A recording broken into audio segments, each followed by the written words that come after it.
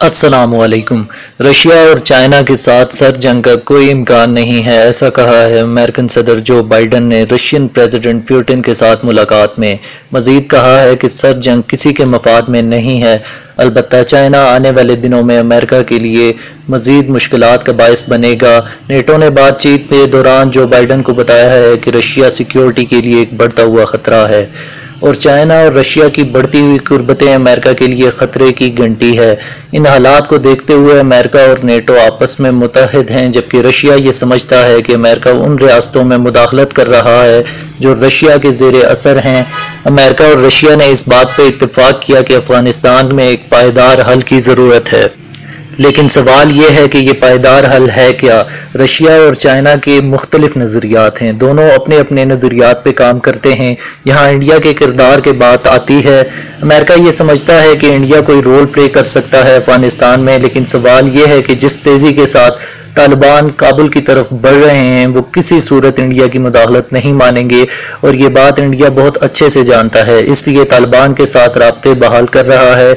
दूसरी तरफ अमेरिका पाकिस्तान से ये मुतालबा कर रहा है कि पाकिस्तान इंडिया को अफगानिस्तान के लिए ट्रांजिट फैसिलिटी दे, जो पाकिस्तान कभी नहीं देगा, और इस तरह इंडिया को अफगानिस्तान में कोई भी किरदार अदा करने के इम्कान को मुस्सद तरीके से कम किया जा सकता है। और इंडिया को इस बात की भी तशवीश है कि अगर तालिबान कामयाब हो गए तो इंडिया के सरमायाकारी खतरे में पड़ जाएगी। क्या चाइना वर्ल्ड ऑर्डर चेंज कर रहा है? चाइना ने इस अमेरिकन दावे की तरदीद की है, ताहम G7 ममालिक ने इस बात की तस्दीक की है कि वो चीन को संजीदगी के से एक चैलेंज समझते हैं, जबकि हकीकत यह है कि वेस्ट को अपनी पॉलिसी के मुताबिक एक और दुश्मन की ज़रूरत है। जब सोवियत यूनियन टूटा तो अमेरिकन थिंक टैंक्स ने इस्लाम को टारगेट किया। मुसलमान इस्लाम के खिलाफ किसी चीज़ को बर्दाश्त नहीं कर रहे। हकीकत यह है कि रशिया जो OIC का मेंबर है, अमेरिका ये समझता है कि चाइना की बढ़ती हुई इकॉनमी और जो लेटेस्ट टेक्नोलॉजीज पे चाइना की ग्रिप है, ये अमेरिका के लिए ख़तरा है। Belt and road initiative BRI को अमेरिका चाइना का एक टूल समझता है और इसमें वो ममालिक शामिल हैं जो अमेरिका से नाखुश हैं। अमेरिका BRI का मुकाबले में एक अपना प्रोजेक्ट लेकर आ रहा है जिसमें अमेरिका और यूरोपियन यूनियन मिलकर इन्वेस्टमेंट करेंगे, जो कि करीब $400 अरब का प्रोजेक्ट है।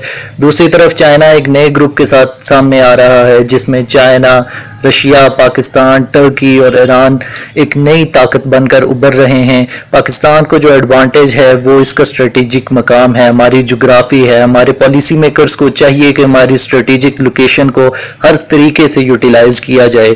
जहाँ तक बात है अमेरिका और चाइना की, तो अब चाइना को रोकना नामुमकिन है। वो इसलिए कि चाइना अंदर से बहुत मजबूत है। अंदर से मुराद है सिस्टमैटिकली। अमेरिका में डेमोक्रेटिक सिस्टम है और चाइना में कम्युनिस्ट सिस्टम है, वन पार्टी रूल। और ये कम्युनिस्ट पार्टी है क्या?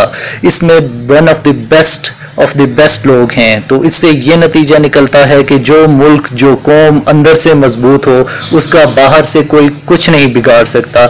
ये बात हम पाकिस्तानियों को समझने की अशद ज़रूरत है। दोस्तों, अपना ख्याल रखिएगा और हमारे चैनल को ज़रूर सब्सक्राइब कीजिएगा। अल्लाह हाफिज़।